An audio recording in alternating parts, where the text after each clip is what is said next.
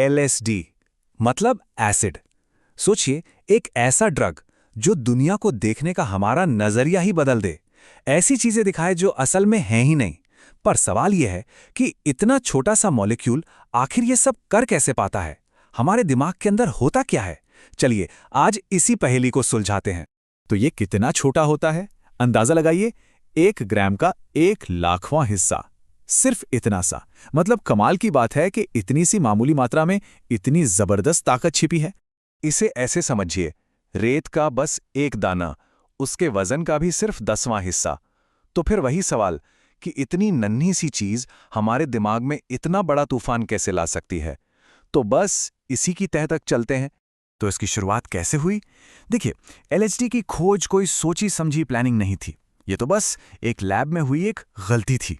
एक ऐसी गलती जिसने आगे चलकर एक पूरे कल्चरल मूवमेंट को जन्म दे दिया।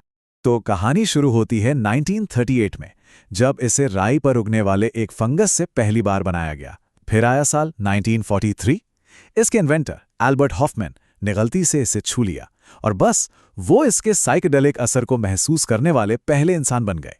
इसके बाद 50s और 60s में इस पर जमकर साइंटिफिक रिसर्च हुई, पर जैसे जैसे इसका इस्तेमाल एंटरटेनमेंट के लिए बढ़ने लगा, इसे अवैध घोषित कर दिया गया और ज्यादातर रिसर्च पर ताला लग गया। तो चलिए अब जरा इसके पीछे के विज्ञान को समझते हैं। आखिर ये छोटा सा मॉलिक्यूल दिमाग में ऐसा क्या करता है कि इसका असर घंटों तक रहता है? जवाब छिपा है एक खास रिसेप्टर में।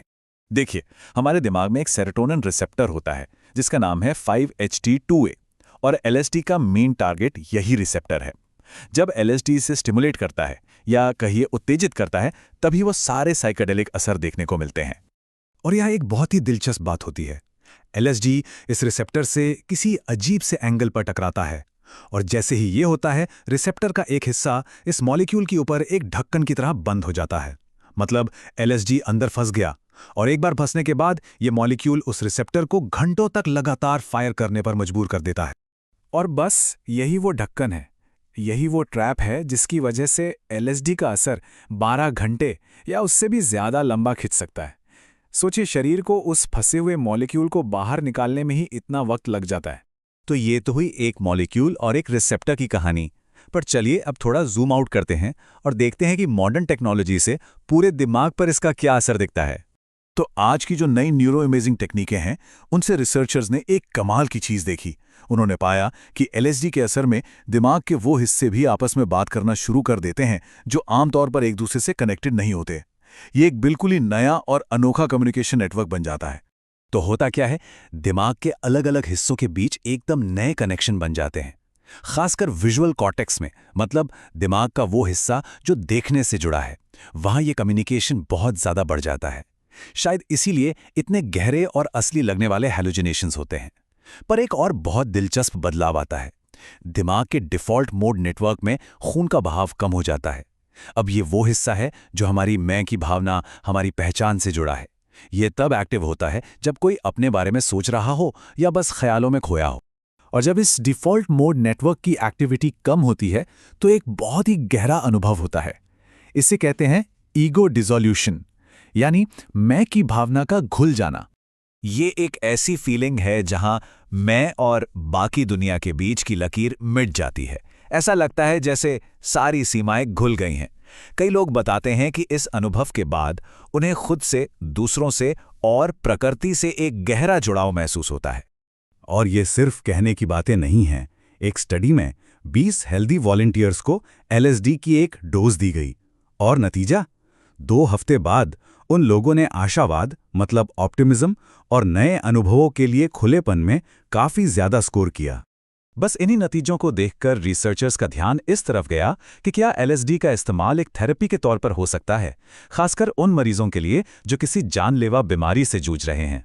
और जो शुरुआती नतीजे आए हैं वो वाकई काफ़ी दिलचस्प हैं।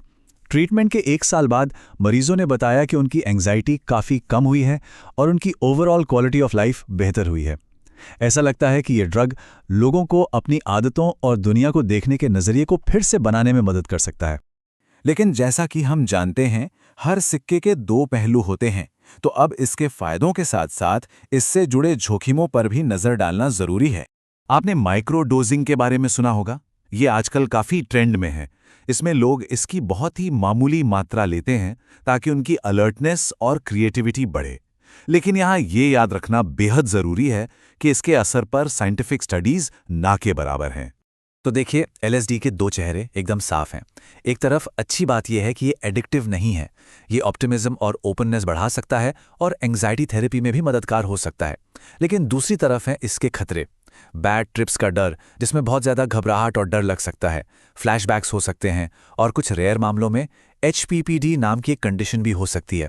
ये वो हालत है जिसमें ड्रग का असर खत्म होने के बहुत बाद भी विजुअल डिस्टर्बेंसेस होते रहते हैं, मानो कोई ट्रिप कभी खत्म ही ना हो। पर उन आम डरों का क्या जो इससे जुड़े हैं? अमेरिका में हुए एक बड़े नेशनल सर्वे में एक बात सामने आई। जिन लोगों ने साइकेडेलिक्स का इस्तेमाल किया था, उनमें साइकोसिस, डिप्रेशन या सुसाइड की कोशिशों का कोई बढ़ावा रिस्क नहीं मिला। पर हाँ, ये भी ध्यान रखना होगा कि ये पूरी तस्वीर नहीं, बस पहेली का एक हिस्सा है। और सबसे ज़रूरी बात यह है कि LSD के इन पॉजिटिव असरों को लेके जो रिसर्च की नई लहर आई है, वो अभी भी अपने बहुत बहुत शुरुआती दौर में है। एक सोर्स इस पूरी स्थिति को काफ़ी अच्छे से बताता है। वो कहता है, हालांकि LSD को कोकेन और हेरोइन जैसे ड्रग्स से काफ़ी कम खतरनाक माना जाता है, फिर भी इस पर साइंटिफिक स्टडीज़ की बहुत ज़्यादा कमी है। तो सवाल वहीं का वहीं है, ये आखिर है क्या? एक क्रांतिकारी थेरेपी या एक ऐसा सफ़र जिसका जोखिम उठाना ठीक नहीं? शायद जैसे जैसे विज्ञान आगे बढ़ेगा, हमें इसका जवाब भी मिल जाएगा।